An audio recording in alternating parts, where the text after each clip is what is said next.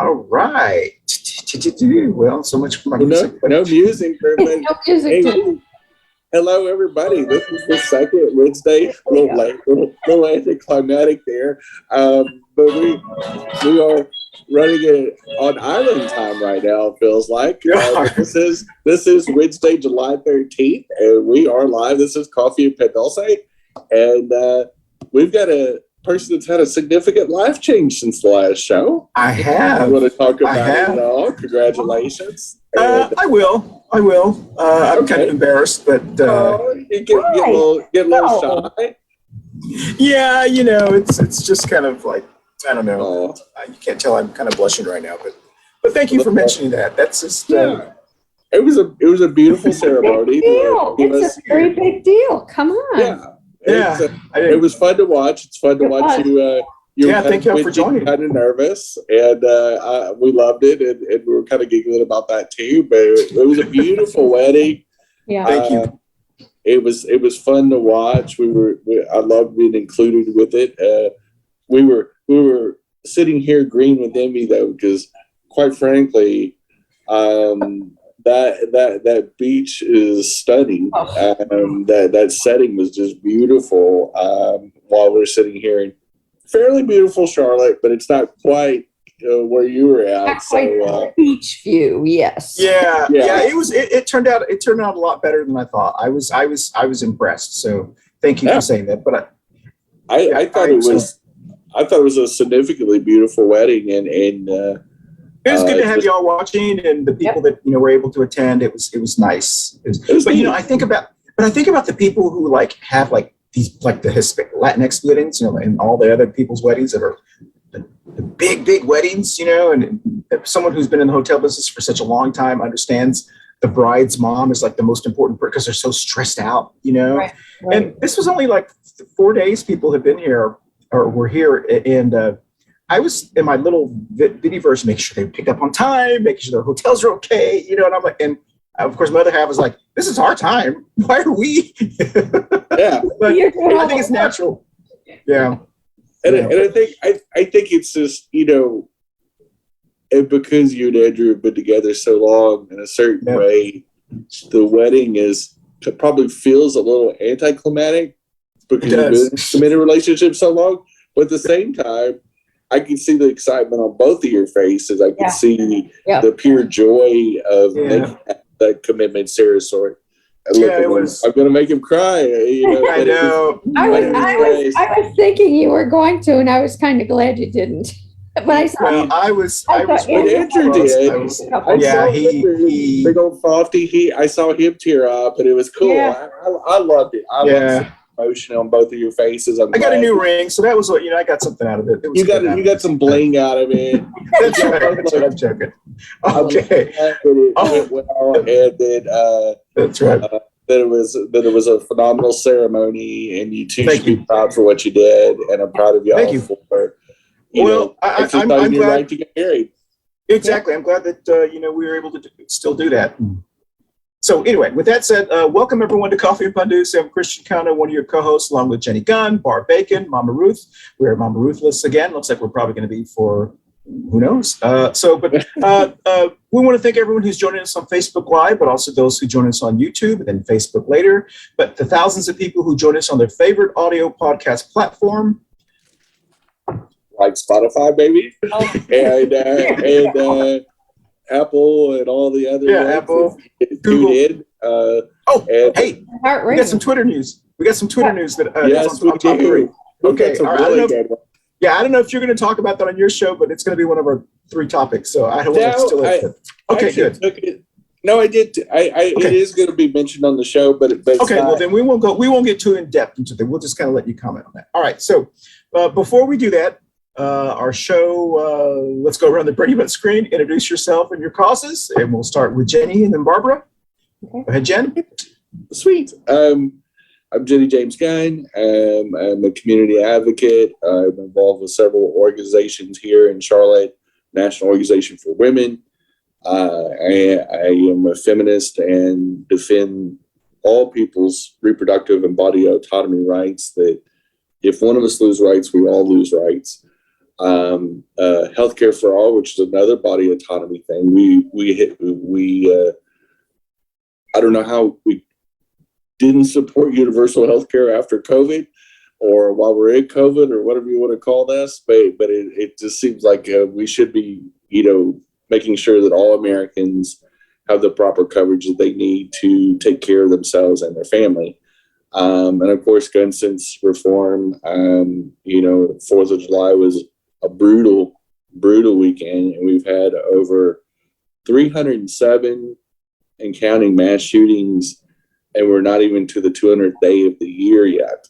So that means we're averaging over a mass shooting a day still. And you don't even know what to say anymore. It's almost getting to the point where it's not funny, but our governmental reaction just seems like, yeah, what are we going to do? Yeah. But Barbara? Well, to go along with that, I'm Barb Bacon, and I'm a community activist here in South Charlotte.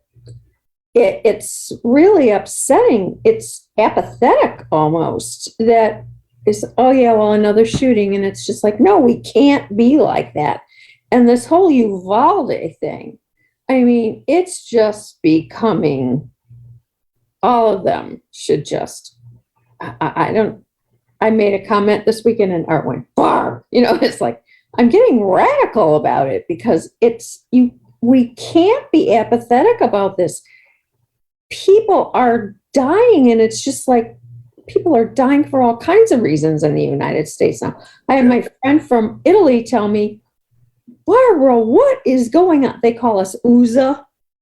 What is going on in USA? And I said, I'm not sure I know anymore. It's just, you hate to be so down on things, but it's got more attention has to be paid to this. And I just don't know how that's happening.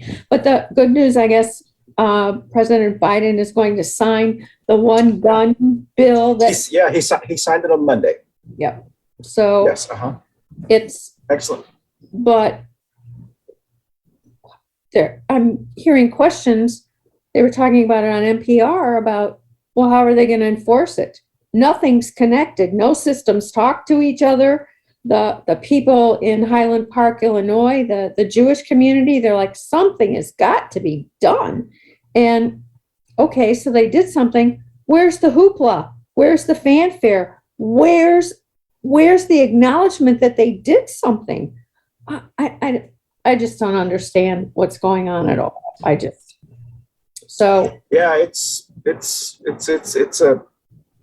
It's crazy.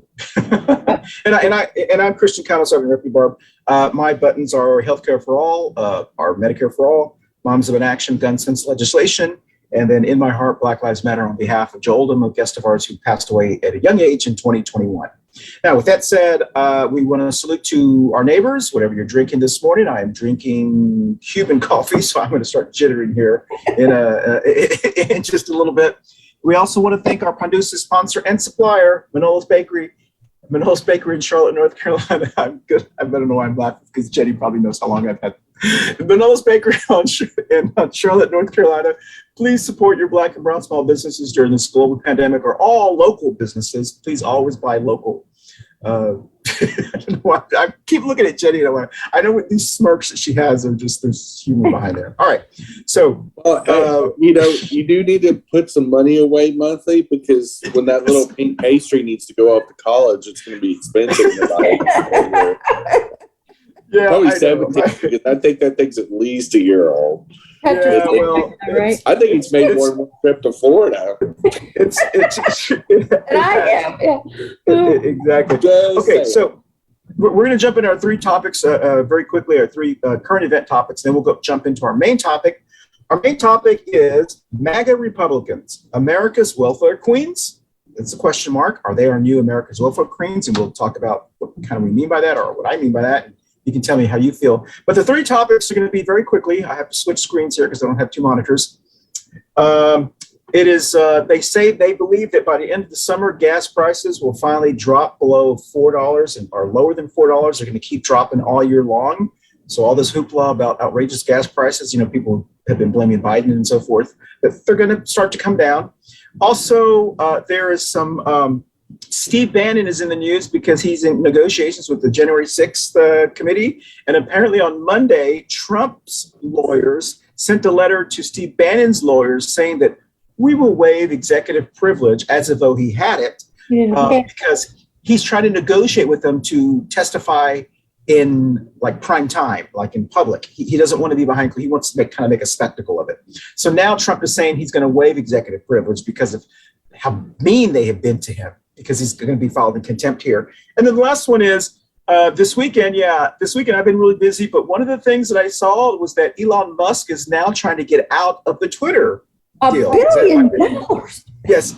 So I think we all had a feeling something was kind of, whatever. So who wants to comment on those? 30 seconds or less. Who wants to start? I'll start it off. Okay, you go. Okay. Jeff. All right, good. Yeah, we didn't see that coming with Elon Musk. I mean, come on. The dude just did it to probably pump up the stock prices for the companies he does own. I think it's one of those things, kind of like Shark Tank. Some wannabe entrepreneurs go on to get the advertising, but they don't really want the deal. Yeah. And I think this was just a publicity stunt at best. I don't think he could pass the regulators anyway. Steve Bannon. I forgot. And I've read that letter. That letter's go all over Twitter now. And people are just laughing. They're just a bunch of carnies. I mean, they just aren't they? I mean, the whole clown car rolls up and all these idiots fall out with cocaine under their nose and just leaving an orgy. But anyway, I would like to thank President Biden for bringing the prices down. I appreciate it. Yes, he's going to get credit for that. Yeah. And he did well. I've been putting it on my social, thanking him every day as the prices have dropped down. But absolutely, it was 100%. We need to give credit where credit is due. President Biden worked really hard on this, negotiated really hard, and was absolutely brilliant and deserves the congratulations every single day. If he's going to get the blame, That's right. Credit both ways. And we should all be saying that every day on our socials. And I'm making sure I'm digging that knife into all those MAGAs that will play him. He's beat Putin. He's beat all these people, and he's been nothing short of brilliant. And that's what an American president should look like. Yeah, that's a good point. ISIS brings those prices down, convinces the federal government to drop the gas taxes for 90 days, has inspired other state governors to do it, including the governor of California. And that's what Democrats do. They do the job, and they clean up Republican messes. And Putin is a Republican mess. So there you go. How about them apples? All right. And Barb? Totally agree with the gas tax. I forgot what the other topic is. It's the gas tax, Twitter, Elon Musk, and Steve Bannon. I'm not a Twitter person, so I just heard about it when I was listening to NPR this morning, and I said, I knew he was going to bail. So I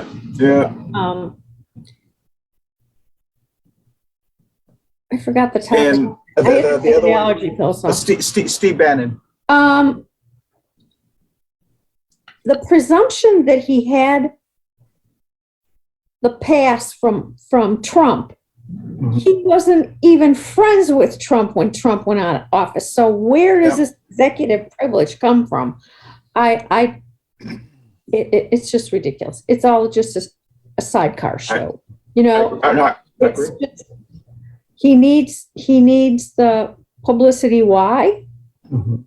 I hope they keep him under wraps. I hope they make, if he just does the fifth, what's the point? Yeah. That's a good point. I want to know I hope we find out what Cipollone had to say. I'm sure. That's really the big one. Yeah, that's the big one, right? Bullets over that. Exactly. That's one of the reasons my understanding is, and Jen, you can jump in on mine.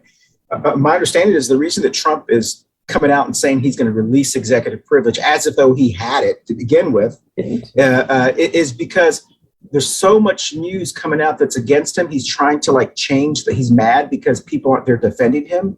So I think he thinks if Bannon goes in front on public prime time, that he will have people, that he'll throw stuff into the situation that will confuse people or whatever.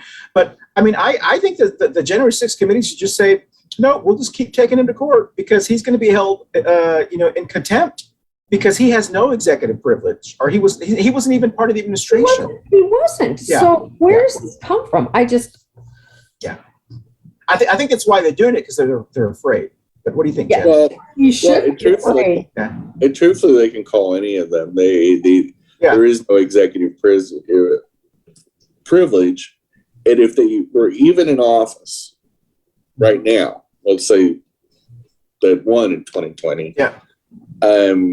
If they're sitting in office, it's still, if they get subpoenaed by the Congress, they're still compelled to show up. It's still illegal not to show up, and so. But Jen, Jen, that's a very good point, because I think sometimes we forget what the January 6th committee is saying is not what Trump did as president. They're not disputing his ability to act as a president. He wasn't acting as a president. He was acting as someone who lost an election, who was a candidate.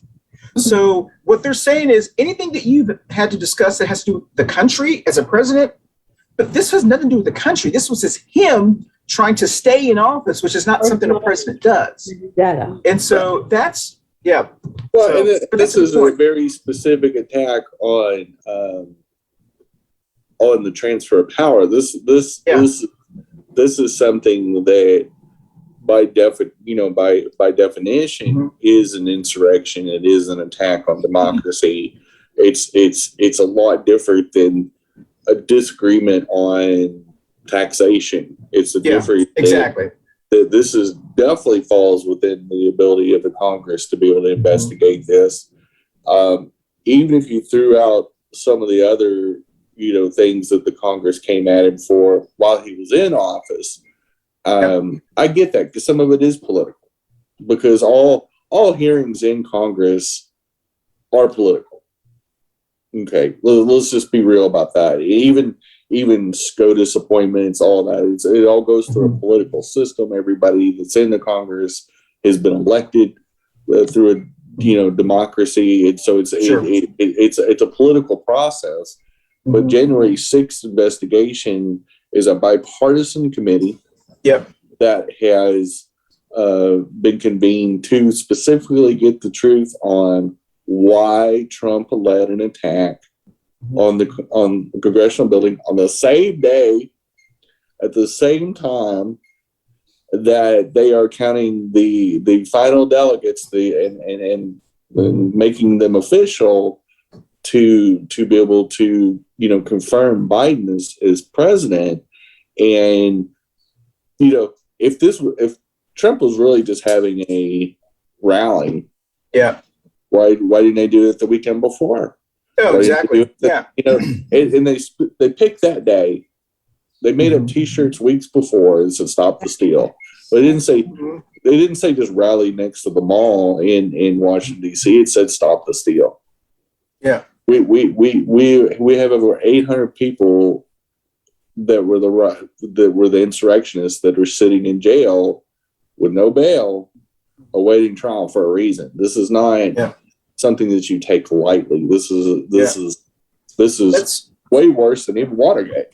Yeah. Hey, Jen, we're going to take our first break, and then I want to add one more quick current event that I completely forgot about that I read that happened on Monday. So we're going to take our first break on Coffee and Pan Dulce, and we'll be right back in 30 seconds. Hey, everyone. Thank you so much for watching our Coffee and Pan Dulce show every week. Don't forget, you can watch us visually on our video podcast platforms on Facebook and YouTube, but you can also listen to us on your favorite audio podcast platforms like Apple, Amazon, iHeartRadio, Spotify, and all of the other ones that your favorite, whatever your favorite is. Once again, thank you for watching us on Coffee and Pan Dulce. We'll dance out. All right, well, welcome back. And there was something else that happened on Monday, which I was very, very excited about. Apparently, the Secretary of Housing and Human Health, HHS, is that correct? they issued a statement to all hospital administrators in all hospitals around the country that said that there's a 1986 law that was passed that said you cannot interfere with a woman's ability to have an abortion if it is emergency necessary. So a state cannot pass a law that exempts all abortions. They have to have the exemption for emergencies if a doctor says it's a medical emergency. And what the guidance has said is, if a state passes the law, this federal government's law supersedes, and if a hospital or a doctor denies them, that the federal government will come after them. I thought this was a brilliant strategy for two reasons. First of all, because we're finally doing what they have been doing, and they're saying, well, it's not constitutional. The Supreme Court has said, you know what, take us to court. It'll take 10 years to settle this one. Yep. And the other thing is, that over the last 2 months since we've been waiting for the ruling, that they had Department of Justice attorneys, that there were all kinds of attorneys looking for all kinds of ways that they could override the MAGA Republican states who aren't very smart. They just took them 50 years to do something, that they found this one loophole. So what he said was, my understanding is the guidance says, is that the 1986 law says that emergency procedures cannot be prevented if it saves the person's life. And this may have been some law that was passed because of the Christian Coalition passed, and then now it's coming back to haunt them.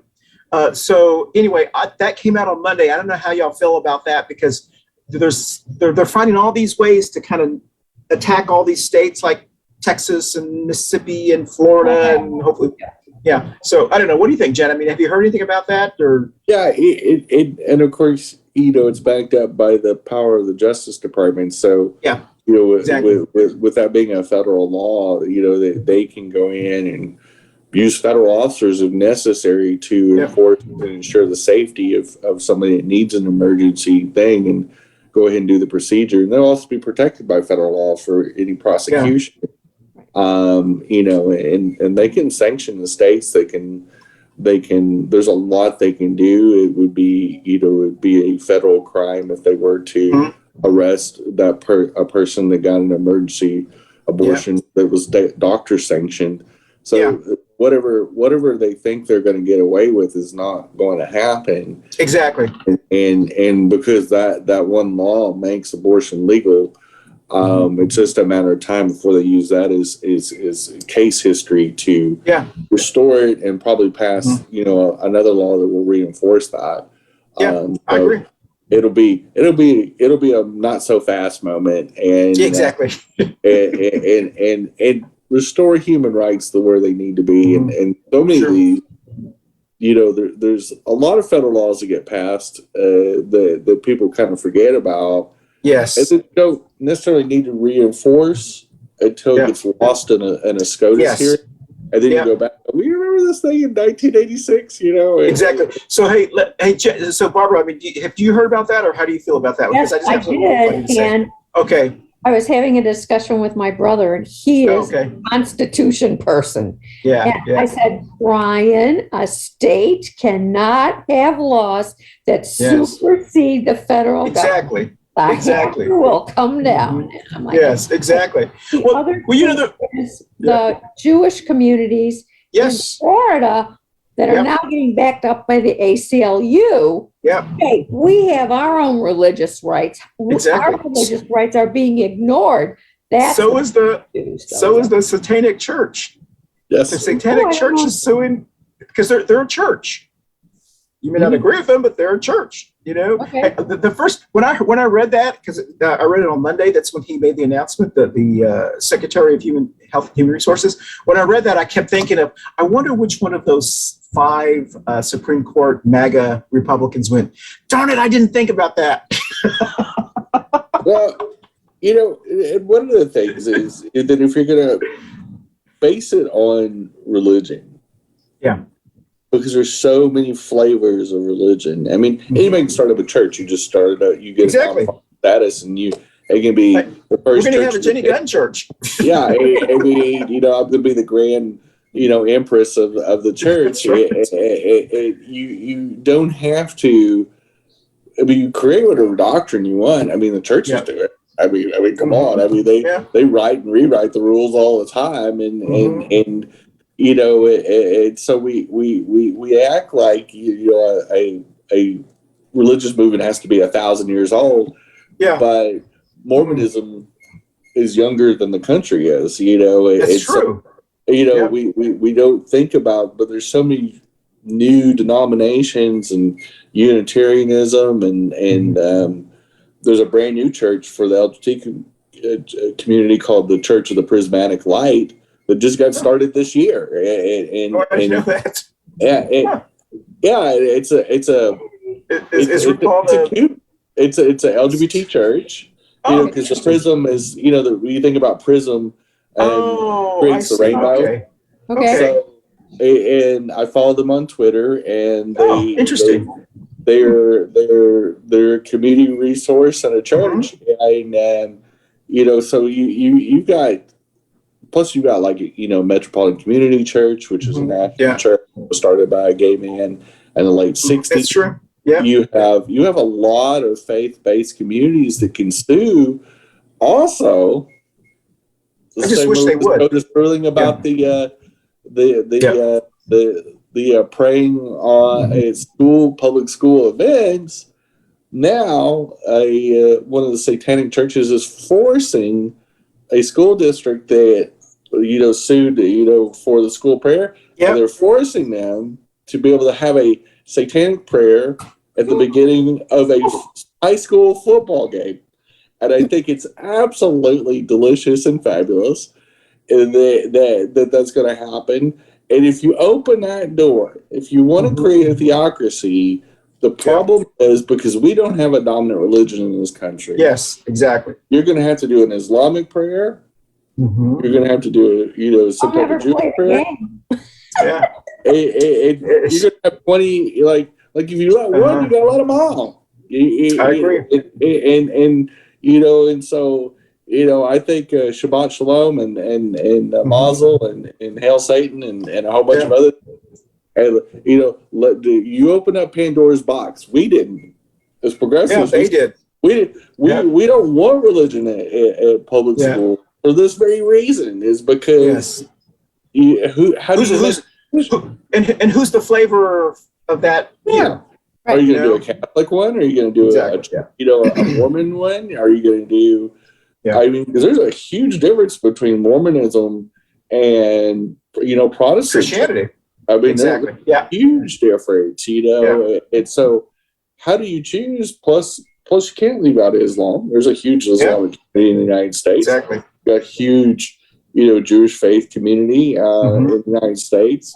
Jehovah's Witnesses. There's all kinds of. And if you open up that door, then you know, as many churches and religious organizations that want to come pray at a game before, there should be allowed to. I agree. It's all or nothing on that deal. I agree. All right, so let's talk about our topic. MAGA Republicans, are they the new America's welfare queens? So this is what I was thinking. It seems like since Trump, the tides have shifted. That there was always, and I know we've talked about this quite before, but there's always been this rhetoric of the Republican Party that Democrats and people of color, they really mean people of color, that they're just the welfare queens, that they want the state to do everything for them. They don't really want to work hard. They just want the state to give them, you know, they want handouts. They want to give them, you know, that they don't have personal responsibility, and, you know, they can't pull themselves up from the strap of their boots and so forth. Well, it seems like since Trump, it has flipped. And the MAGA Republicans are the ones that want the handouts, that want the government to fix their problems, that want the, you know, and it seems like the progressives are saying, no, personal responsibility, you know, let's you be responsible. Trump can't fix your life's problems. You have to fix your life's problems. And so it seems like the roles have reversed. I don't know if y'all feel that way, or is that? I would say the only exception is it was always that way. The Republican sense of entitlement, especially in rural areas. 'Cause I've lived in rural Missouri in a show town, and I've lived in big cities, and I can tell you what, in that rural area in Missouri, I saw more Republicans, white conservative Republicans, on the public dole than I've seen in any other place. And not only is a percentage, but they even looked for, because it was such a seasonal town, that people actually were excited about going on unemployment. Oh God. And not working for 2 or 3 months. These were conservative, church going, white Republicans, and just lining up for their free government money and their government insurance, and because they had extended Medicare and Medicaid or Medicaid in Missouri, it was really a pretty good package, actually. Yeah. And for such a conservative state, such a religious state, I always found it funny when they would start talking about city problems and places like Chicago and Dallas, and how they have the problem with all the welfare queens, aka people of color. That's really what they mean. Yeah. But let's analyze the difference between city and rural areas. The major cities of every state carry the rural areas. Let's just be truthful about it. We subsidize, like in North Carolina, Charlotte, Raleigh, Bay County. We subsidize all of the other 96 counties. Yeah, I would say out of 100 counties, 4 counties subsidize all the other counties. Oh, 100%. Yeah, and that's the way our home state of Texas, in California, is that the blue dominant counties that earn the most money carry the Republican welfare queen counties, and they're just big old queens anyway. But the truth is, and that's the Republican though, is that they make the wild accusations because they know they're guilty of the wild accusations. So the projected. They always throw that first punch. You go, oh, well, they're the groomers. I find out they're the groomers. We could just go down the list of problems. And every single time, the moment they make an accusation, we should start investigating. Exactly. I know you said that before. Because every accusation they make is a confession. Yeah. Pure and simple. That's true. That is so true. So, Barb, what are your thoughts on that? I mean, do you feel like there's a shift going on, or I never thought that Black and brown people were welfare queens, but that was the title it was used, for a while. I think I'm with Jenny because I have experienced in the other places that I've lived the same thing. The term poor white trash is what you keep hearing, and they are welfare people as well. And some of them, are in that cycle, their whole family, the generations before them. So what's the difference if you're going to call a certain group of people certain things right back at you?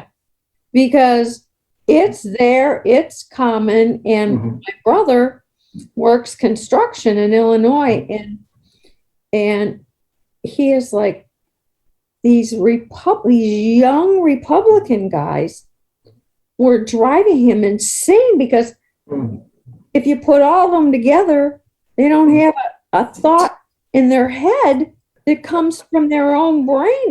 They're just regurgitating what they hear on Fox News. He goes, but I want to know why you think that way.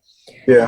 And one of them is like, well, I had to come back to work after the pandemic. He was on welfare the whole time.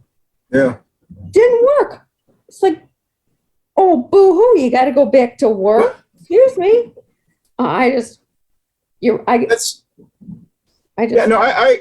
agree. And I think, I know we've talked about these things over the last several years, but one of the things that I wish we would do is I wish the Democrats in Congress and at the state levels will call the bluff of these people who use this kind of rhetoric. So every time they talk about welfare queens, if they're suggesting it's urban people or people who live in the city, say, okay, we're going to cut all food stamps. We're going to cut all, the one that's really big in a lot of rural areas is the disability insurance. We're going to cut all these farm subsidies. We're going to cut all of these things, and let's see how you operate. you'll be coming back for us to help you again. If we move to the big cities, you sure will. And here's the thing. So there's two huge statistics. One of them just came out recently. The top 15 most successful economically states in the lower 15.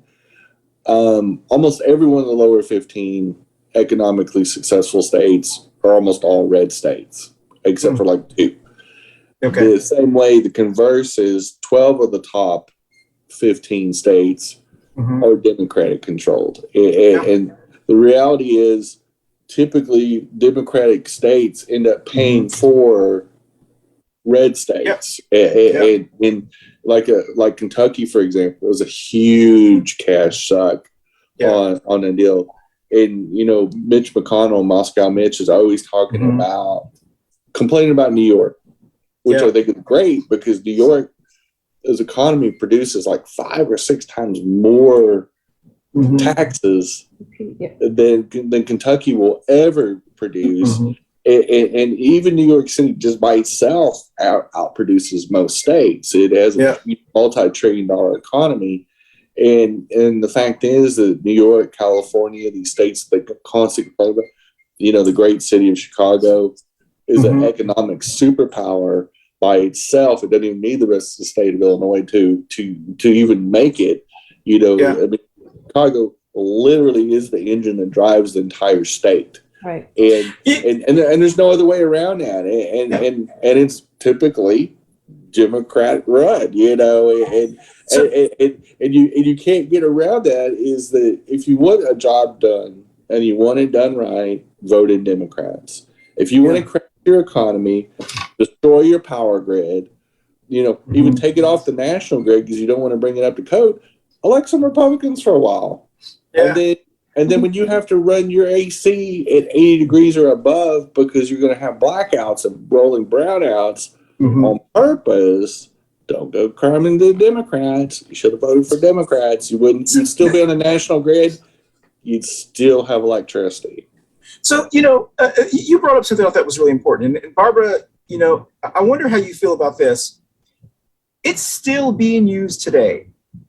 Whenever there's some kind of Second Amendment person trying to make an argument for whatever it is, they'll always say, well, look at Chicago. Anytime they're looking at crime, look at Chicago. I've been to Chicago. It's a wonderful, beautiful, I'd love to live, if I could afford it, I'd love to live in Chicago. What do people who are in Chicago, what do they think of that when they hear that? Do y'all think, well, you obviously have never been to Chicago because people want to live in Chicago, but they don't want to live in Monroe, Union County, North Carolina. Some do, I guess, but you know what I mean? I mean, why would you, how does that make y'all feel if you're from Illinois? Well, let's take last year, for example. Art ran the Chicago Marathon. My family was having a nervous breakdown. Do you know what's going on in Chicago? Oh my God, there's carjackings and people are getting shot. And I go, so what else is new? Chicago's always been like that. Why do you think it's going to change just because there's a pandemic going on? It's just being publicized more by who? The Republican Party. Ever since Obama became president, Chicago's a new target, and it has been over and over again. But Jenny's absolutely right. If Chicago wasn't a machine, the rest of the state would fall apart because that's where all the revenue comes from. Yeah. And I never felt threatened. I'm walking down side streets. There were policemen everywhere. I'd go up and thank them for being out there, for, helping with the marathon. And they were funny and nice. One guy said I wouldn't go down that street. I'd go down this one. Fine. 1 out of 40 different streets I walked down, I felt safe, and I let my Republican brother know it too. I called him, I said, I didn't have any problems, and I walked the streets all day today trying to follow Art on the marathon. He's like, oh, sometimes you just gotta give them the needle a little bit, but I mean, I just. So this is one of my most favorite things. One, I guess a lot of people slept through geography when they because A lot of people don't realize the suburbs of Chicago go right into Indiana, which Indiana has the most lax gun laws. It's literally the Texas of the Midwest. It is definitely the hillbilly state of the Midwest, and you literally could probably buy some gumballs and a gun at the same time. I mean, it's easier to adopt. It's harder to adopt a dog in Indiana than it is to buy a gun. You can literally get a gun easier. That's how sad that is. So if the city of Chicago goes all the way into Indiana, and they have that lax of gun laws, and there's no border checks at least yet in the United States, you can you go across the state line and go buy the guns, from a gun dealer or a gun show, and just take it back across. It's not illegal to do that. Just like we have in Charlotte, we have North Carolina with a little bit more strict gun laws, but our suburbs roll into northern South Carolina, and so you can just go over the border, go get the guns that you want, not account for it, go back across, and so we act like this country's in some kind of weird vacuum that it's impossible to cross state lines with stuff. That's number one. Number two, when you look at FBI studies on criminality, especially violent crime, out of the top 20 most violent states, all 13 Southern Confederate states are in the top 20. Right. Yeah. 18 of the 20 most violent states happen to be Republican controlled. Only 2 Democratic controlled states have a violent index in the top 20. So it's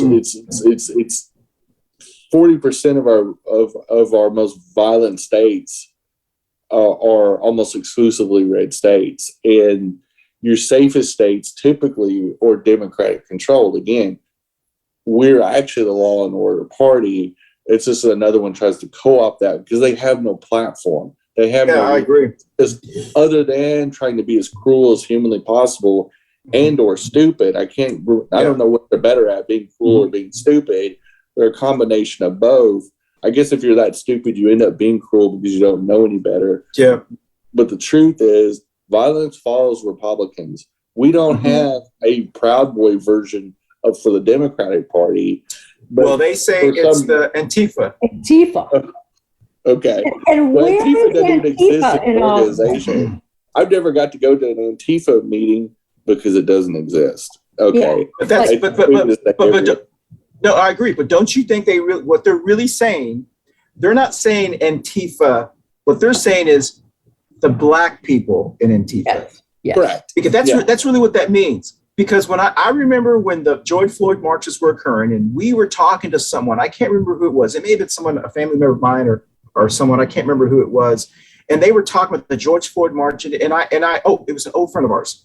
And I remember saying, it's not the black people that are making this change. It's the whites that are making this change. And the look on their face was like, How dare you? Because they were like, it's the blacks marching. It's the them marching. They're the ones that are doing all this kind of stuff.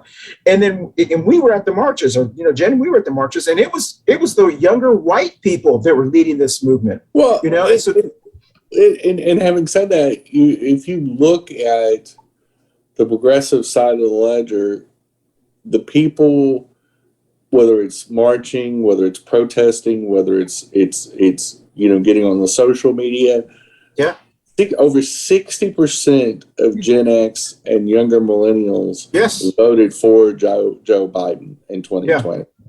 They want to see some change. They also want to hold Democrats accountable, but they're definitely not going to vote Republican. And the younger part of America is sick of the excuses and the lies that the Republicans are telling, and that's why the Republican Party is dying. Conversely, people under 30, 20% of them go to church. And there's a lot of reasons. For one, they don't see any value. They see the church is driving the hate in this country because it's true. And they're tired of seeing the LGBT community attacked. They're tired of seeing churches getting away with this. So they're starting to turn them into the IRS. They're starting to. That's true. the young people in this country are the ones that are going to drive our change. That includes young white people, young black people, young Latinx people, and they're sick and tired of older people getting them killed, getting them homeless, when our generation and up is doing nothing. So Absolutely that's an incredible point, Jenny.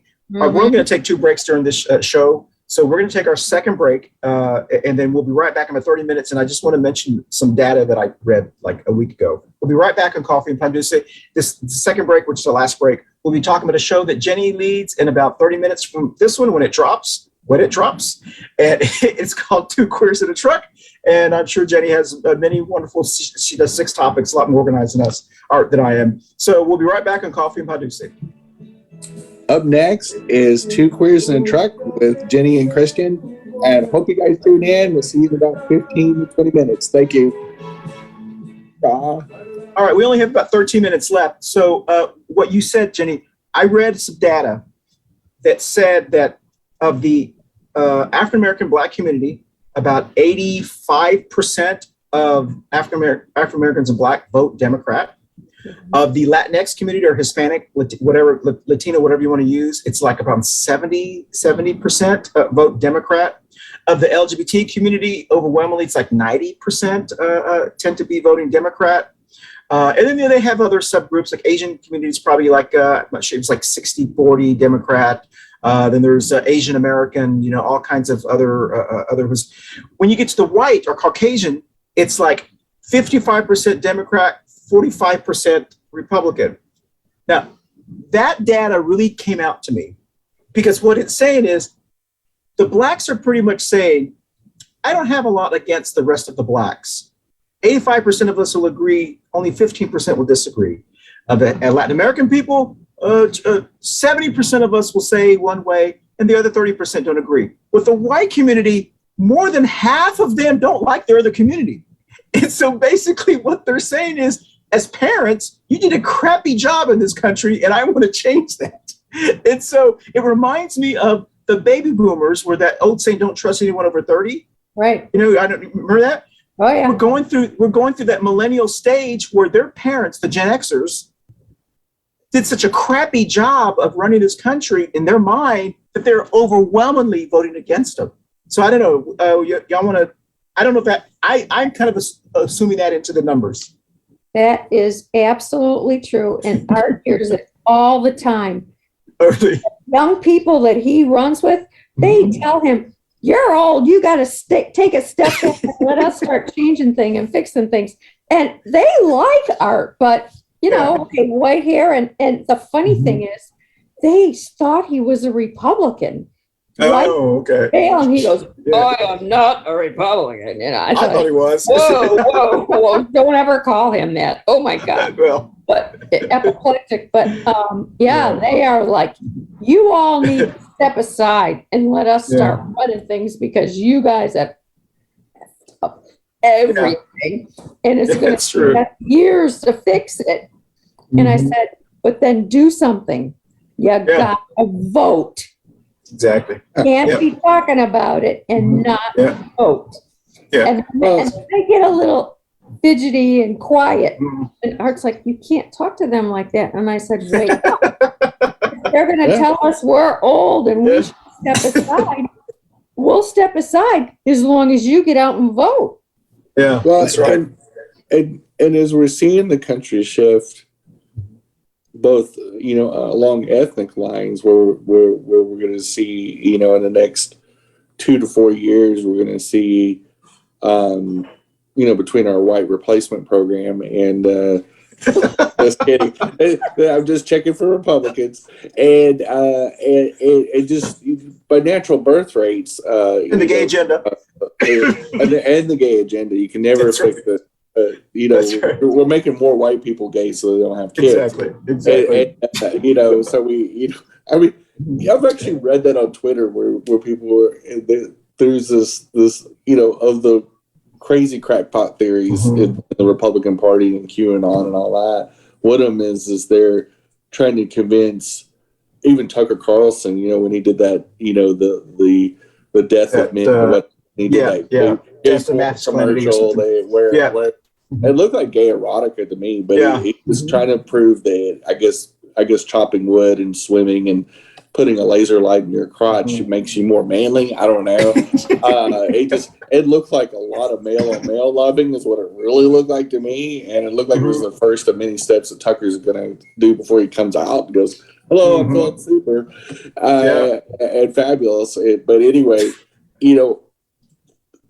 when I heard this and read this, I'm not shocked, of course, but again, they're always looking to blame somebody else, some ethnic community, some foreign community. They always got to blame somebody.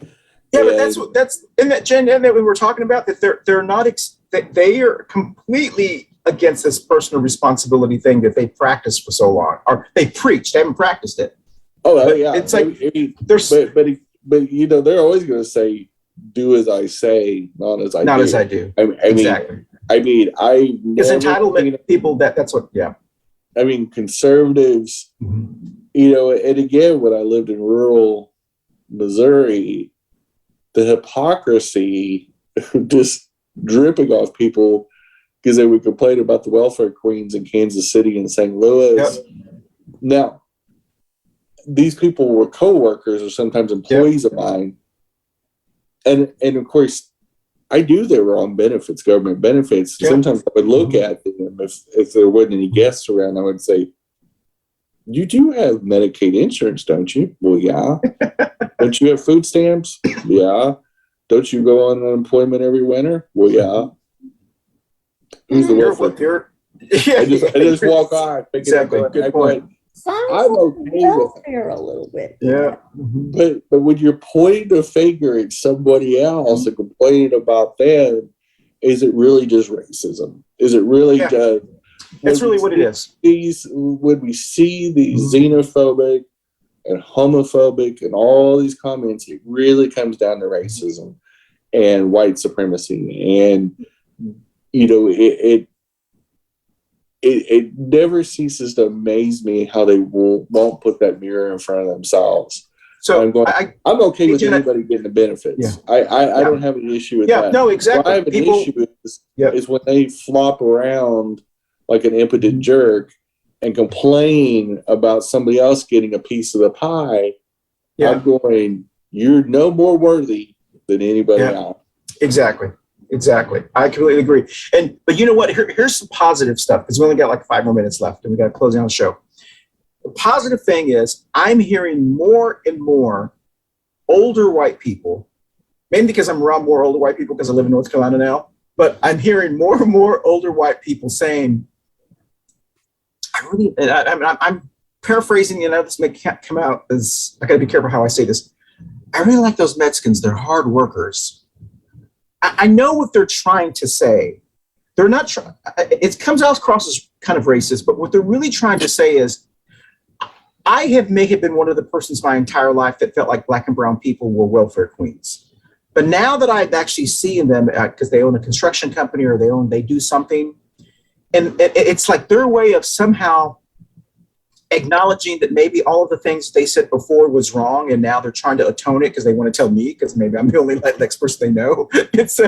and so the fact that they say that, I sit there and I go, because I heard a lot of my sports bar in South Charlotte, and they was like, I like those Latinos. They work really hard. They always pay for homes in cash and this, their family and I know what they're trying to say, because that's why I don't get like offended by that, because I know what they're trying to say is, I may have not always felt that in the past, and now I'm not saying that they believe that about Black and African American people, but they're starting to kind of it's like they're in way of saying, I'm at the end of my life and I want to start trying to be nice to people. I don't know. I just thought I'd throw that at you.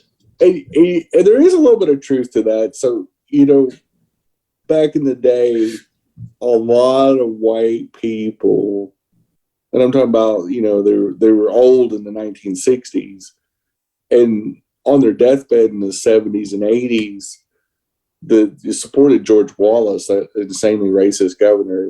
I believe it was Alabama. And on their deathbed would always say, if I had one regret, it would always be that I supported George Wallace. And what he was doing and saying was wrong. Now it took them getting to the deathbed before they would say Yeah. this. I mean, so there's not just a whole lot of kudos.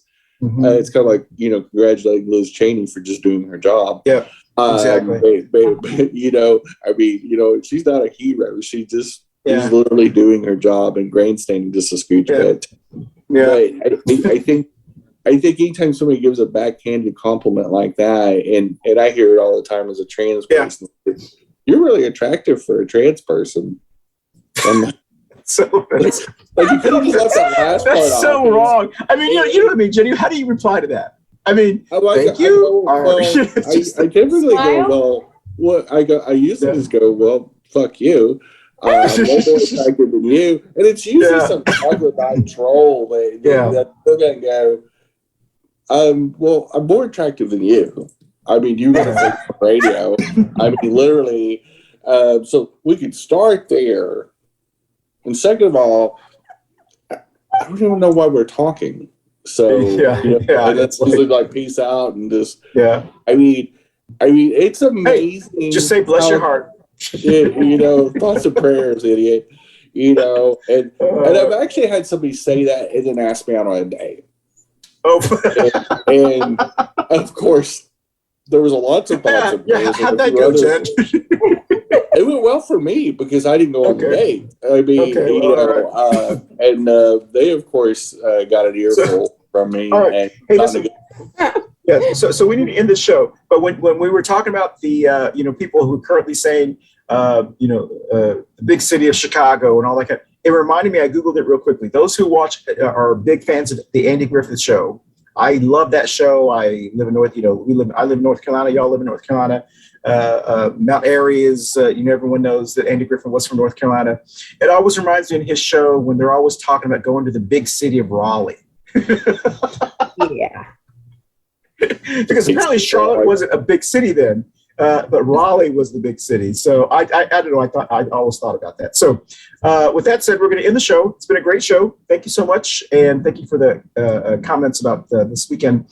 Let's go around the Brady Bunch screen. Tell us where you're going to be, and then we'll end the show and get ready for our next one. Who wants to go first? Jen or Barb and Jen? Go for it, Barb. I'm going to head up to Winston-Salem again. I'm back in that trek and working with the other foundation right here in Charlotte, and I'm having a war with deer. So I might need bail money. Uh-oh. That doesn't sound good. If you see this woman on the news with a golf club running after deer, that will be me, because are they eating your plants or what's going on? Oh no, they have created a path through my yard. Okay. And they've knocked There's a lot of them. People attempt 16 of them. Oh wow. People attempt to put up a barricade when I came home. It was down. It's like, okay, this is war. So I'm in war mode now. And I will win. We won't advertise on anything to do with PETA anytime soon, just in case. Yeah. Poor little deer. Oh, I'm in trouble with some of those people. A whole bunch of people. Right. I have to protect my own property. Well, I'm pretty much laying low. I'm trying to dodge COVID as much as I can. The COVID count is way up in North Carolina, as it is all over the United States. And specifically, we are in the American sixth wave of COVID. And by all statistical accounts, we are not too far off some of the high numbers that we saw in 2021. So just the death count's just not as high. Right. Which is good because of vaccination rates. But if you can get boosted, even if it's your second boost, I would strongly encourage that. I know a lot of major doctors that write articles about COVID are encouraging it. As far as being anywhere, I will be on the same channel or something close to it for Truck, a little shameless plug. Yeah. But I'm really trying to take it pretty chill until Charlotte Pride, and Charlotte Pride has our big event in August, and I'm going to attend Charlotte Black Pride, which is in July in a few weeks. But other than that, I'm not going to be attending just a whole lot of public functions. I'm trying to scale that back just a scooch, just to be mindful and hopefully be safe out there. Excuse me. Well, thank you. Oh, sorry about that. And I will be in my undisclosed location that people probably know where I'm at, but it's been a wonderful weekend. I want to thank both of you ladies for being on our wonderful celebration and the family members and friends that we had come down. It was a special moment. It was, like you said, it's kind of anticlimactic. It's like, all right. What It was still now? cool. It's still cool. This is one of the few times that Christian's going to be humble and be able to we got to enjoy it. We got to make sure we record this.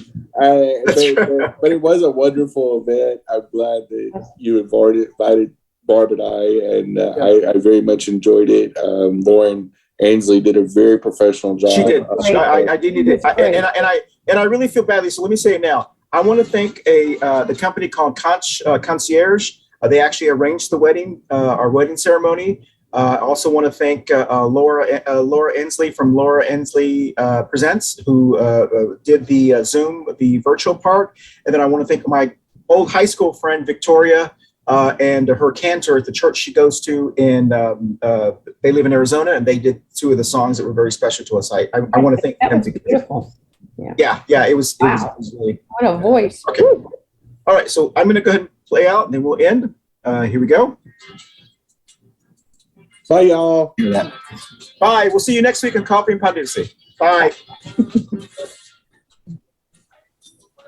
Hey, y'all. Thanks for watching Coffee Pan Dulce. It is the middle of July already. It's amazing. But just thanks for watching and continuing keeping us from just talking to ourselves. Have a great week. We'll see you next week. Thank you for watching. Next up, thanks for watching Coffee and Pan Dulce. Next up is 2 Queers in a Truck. Stay tuned.